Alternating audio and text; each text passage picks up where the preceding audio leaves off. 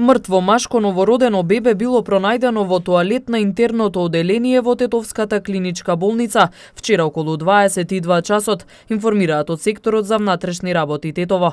Претходно околу 16 часот на истото оделение донесена жена со крварење од тетовското село Групчин, која била препратена на гинеколошкото оделение, каде што била третирана и е задржана за натамошно лекување. Од гинеколошкото оделение вела дека се уште се прават анализи кои допарва ќе утврдат чие е пронајденото безживотно бебе.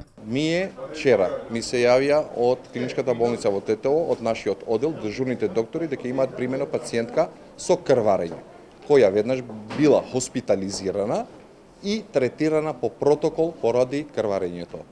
Состојбата на пациентката е добра, дадени се деривати на крв и сета терапија што е потребна за таа пациентка. Сите испитувања се во тек, кога ќе имаме информации за резултатите од испитувањата, тогаш ќе излеземе со подетални информации и со точни резултати за што се работи. Врз 6-месечниот безживотен плод се врши обдукција во Институтот за судска медицина во Скопје. Се уште се утврдува дали 36-годишната пациентка имала спонтан абортус. Секторот за внатрешни работи Тетово, во координација со јавниот обвинител, превзема мерки и активности за целосно расветлување на сите поединости околу тоа, дали 36-годишната пациентка пред време спонтано се породила или мртвото бебе некој друг го донесол и го оставил во тоалетот на интерното оделение.